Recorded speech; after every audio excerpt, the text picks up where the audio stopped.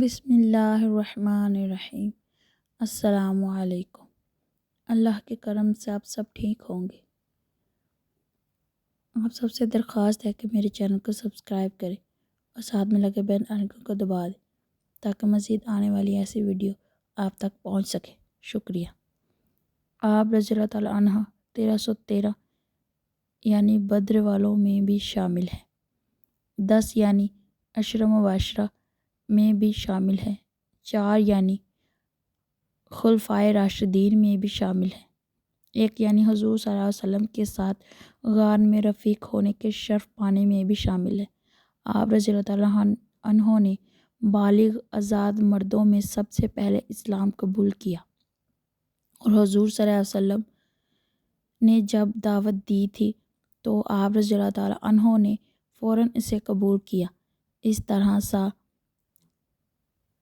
بقین اور اولین میں بھی شامل ہوئے۔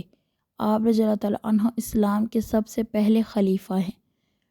آپ رضی اللہ تعالیٰ عنہ کا اسلامی نام عبداللہ، کنیت ابوبکر، لقب صدیق اور عتیق ہے۔ نبی کریم صلی اللہ علیہ وآلہ وسلم نے جب قریش کو معراج کا واقعہ بتایا تو قریش نے اس کی تکذیب کی۔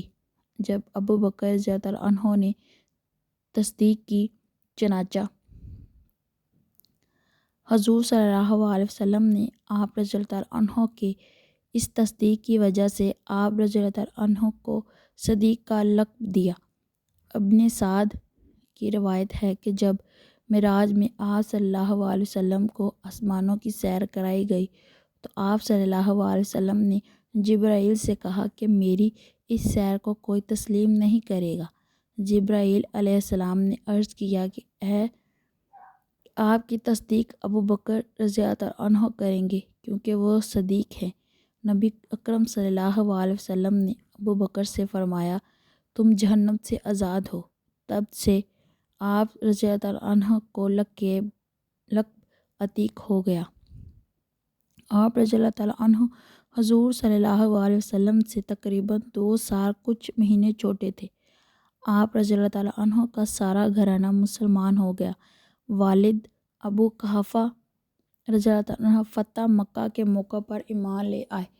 آپ رضی اللہ عنہ کی صاحبزادی حضرت عائشہ رضی اللہ عنہ حضور پاک صلی اللہ علیہ وسلم کے نکاح میں تھی۔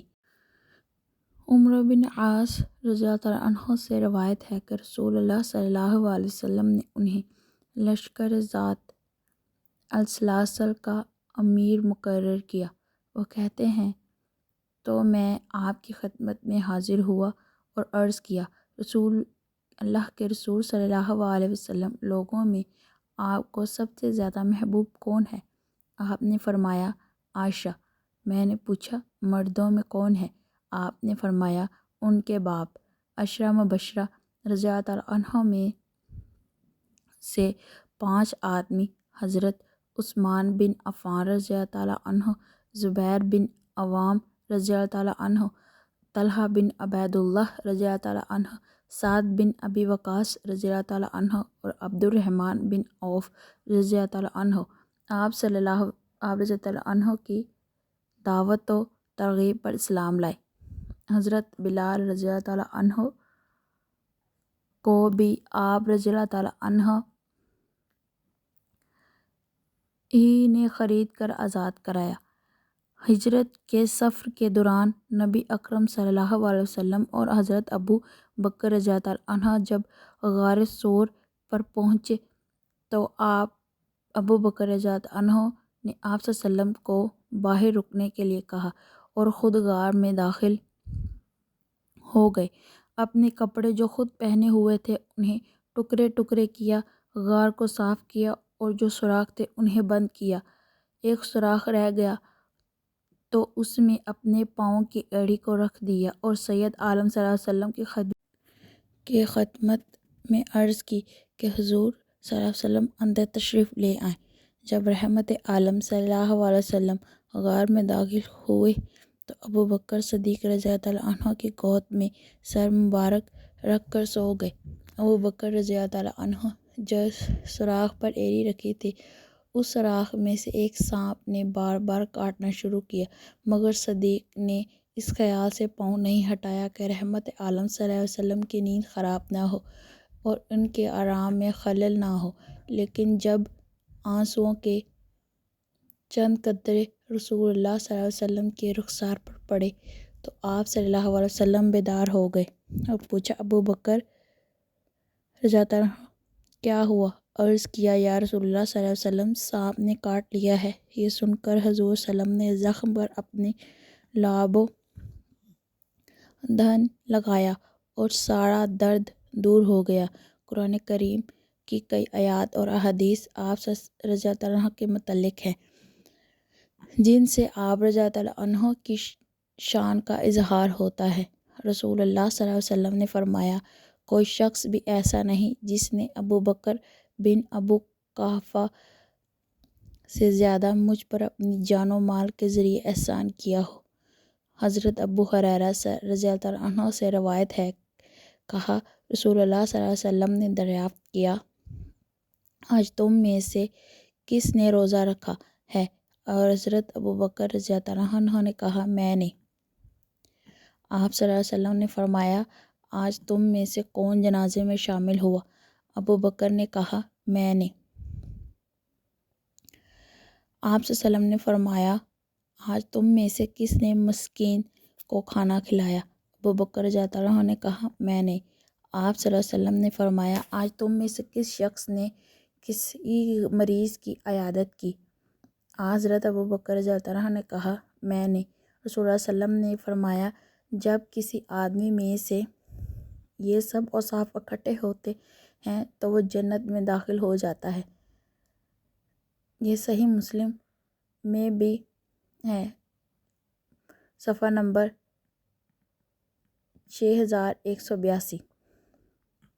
نبی اکرم صلی اللہ علیہ وسلم نے اپنی زندگی میں ہی فرمایا کہ ابو بکر سے کہو کہ وہ لوگوں کو نماز پڑھائیں۔ حضرت ابو بکر صدیق رضی اللہ عنہ نے اسلام کی خاطر اپنی سب کچھ قربان کر دیا، جو تھا لا کر حضور صلی اللہ علیہ وسلم کی خدمت میں پیش کر دیا۔ آپ رضی اللہ عنہ بدر سے لے کر فتح مکہ اور بعد میں غزوات میں حضور صلی اللہ علیہ وسلم کے ساتھ ساتھ رہے۔ جب آپ صلی اللہ علیہ وسلم اس دنیا سے تشریف لے گئے تو آپ رضی اللہ عنہ نے امت کو سنبھالا، مسائل کو حل کیا، فتنوں کا قلہ کما کیا۔ جب آپ صلی اللہ علیہ وسلم اس دنیا سے تشریف لے گئے تو منکر زکوٰۃ اور نبوت کے جھوٹے دعوے داروں کے خلاف اعلان جنگ کیا، کئی لشکر جہاد کے لیے بھیجے۔ آپ رضی اللہ عنہ کے تقریباً 2 سالہ دور میں بہت ساری اسلامی فتوحات ہوئیں۔ آپ رضی اللہ عنہ کی 22 جمادی الثانی 13 ہجری کو 63 سال کی عمر میں وفات ہوئی۔ آپ رضی اللہ عنہ کو یہ شرف بھی نصیب ہوا کہ آپ رضی اللہ عنہ کی قبر مبارک حضور صلی اللہ علیہ وسلم کی قبر مبارک کے ساتھ گنبد خضرا میں بنی۔ صدیق جس نوں کہندے او یار مصطفیٰ دا، جس کیتا سب تو پہلے اقرار مصطفیٰ دا۔ اسلام نوں ضرورت جس ویلے پیش آئی، ہر چیز لے کے آیا حبدار مصطفیٰ دا۔ پچھیا سی ایک صحابی دسو پسند کیے، دسیا صدیق اکبر دیدار مصطفیٰ دا۔